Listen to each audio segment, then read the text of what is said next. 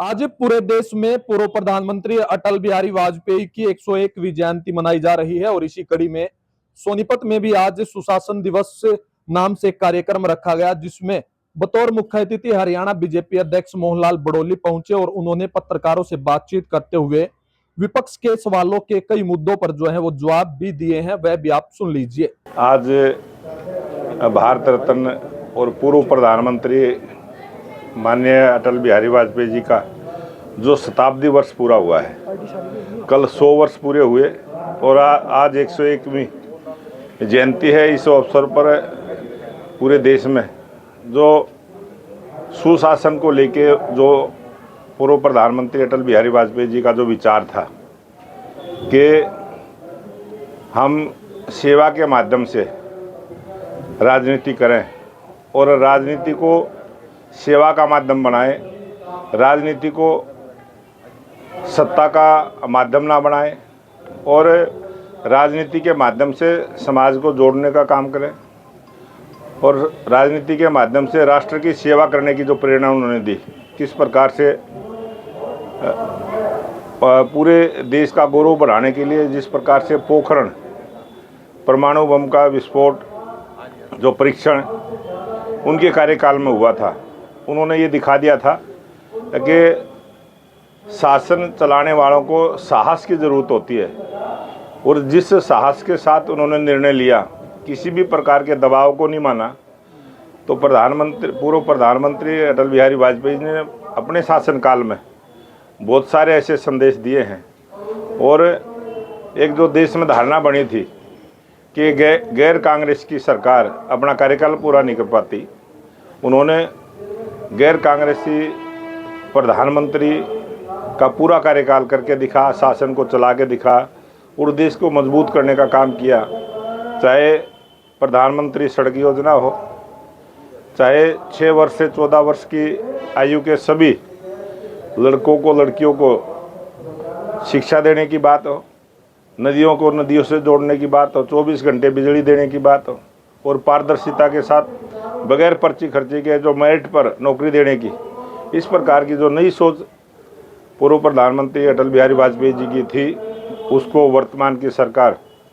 देश के प्रधानमंत्री नरेंद्र मोदी जी ने बखूबी निभाने का काम किया है। लगातार 11 वर्षों से सरकार है और सुशासन की सरकार है, जीरो टॉलरेंस पर काम करने वाली सरकार है। आज हम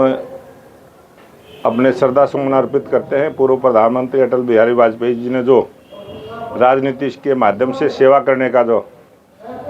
विषय हम सबको बताया था और भारतीय जनता पार्टी की सरकार इस पर काम कर रही है। अरावली पहाड़ियों को लेकर लगातार कांग्रेस निशाना साध रही है, कह रही है कि बीजेपी गलत कर रही है। अब यही एक बीमारी है कांग्रेस पार्टी में और कांग्रेस पार्टी के नेताओं की सोच, उनकी बुद्धि जिस प्रकार से काम करती है। सर्वोच्च न्यायालय का फैसला ये कोई सरकार का फैसला नहीं है और सरकार जब कोई खनन का काम करती है तो बाकायदा उसकी ऐड होती है, उसका टेंडर होता है, ठेकेदार उस पट्टे को लेते हैं, भूमि चिन्हित होती है, खसरा नंबर, किला नंबर, गांव का रकबा पूरा होता है उसमें। अगर उसके अलावा कोई खनन होती है तो वो अवैध होती है। लेकिन कांग्रेस के नेता जो वैध पट्टा धारक है, जो रेवेन्यू दे के कानूनी प्रक्रिया को पूरा करके खनन का कार्य करें, उनको भी लपेटने का काम करते हैं, उनको भी सोशल मीडिया के माध्यम से अवैध माइनिंग बताते हैं। सर्वोच्च न्यायालय का जो फैसला आया है और जिस प्रकार से आया है, 80% भाग इस पूरे अरावली पर्वत का ऑन रिकॉर्ड 80% भाग गुजरात में है, 20% भाग उसमें राजस्थान का, हरियाणा का, दिल्ली का, बहुत कम भाग है। लेकिन जिस प्रकार से वो प्रचार करते हैं, जिस प्रकार से झूठ का नैरेटिव सेट करने का प्रयास है, भारतीय जनता पार्टी की सरकार है, जीरो टॉलरेंस पर काम करती है और भारतीय जनता पार्टी की सरकार ने ग्रीनरी को बढ़ाने का काम किया है, पर्यावरण को शुद्ध रखने का काम किया है और हमारी सरकार उसी पर काम करेगी। ये जो दुष्प्रचार है जिस प्रकार से उन्होंने चला रखा है, वो क्यों चला रखा है, उनका उसमें क्या हित है, वो ठीक बात को लेके बात को रखेंगे तो उसका ठीक रहेगा। सर, बांग्लादेश में हिंदुओं पर जिस तरह अत्याचार हो रहे हैं उसको किस तरह देखते हैं, क्या कहना चाहते हैं? बांग्लादेश में जिस प्रकार से, क्योंकि 1,24,00,000 लोग वहाँ हिंदू हैं और जिस प्रकार से हिंदुओं पर वहाँ अत्याचार हुआ है, भारत सरकार के संज्ञान में है, पूरी नज़र बनाए हुए है। और हम दूसरे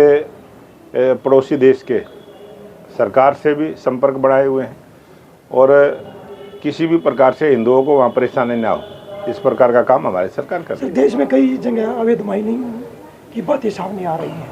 अब कोई बात, कोई पॉइंट हो, कोई स्थान हो, और मैं तो आप सबसे निवेदन करूंगा, अगर आपको कहीं अवैध माइनिंग लगती है तो उसको आप टीवी पे दिखाएं, पूरा देश देखेगा और उस पर कार्रवाई होगी। अध्यक्ष जी राम जी बिल पर भी जो है कांग्रेस सड़कों पर है, वो कह रही है कि बीजेपी को महात्मा गांधी के नाम से दिक्कत है। बिल्कुल कोई दिक्कत नहीं है। महात्मा गांधी, राष्ट्रपिता महात्मा गांधी का इस देश में कोई कांग्रेस के कारण से सम्मान नहीं है। देश की जनताओं की भावनाओं के कारण से महात्मा गांधी जी का सम्मान है। और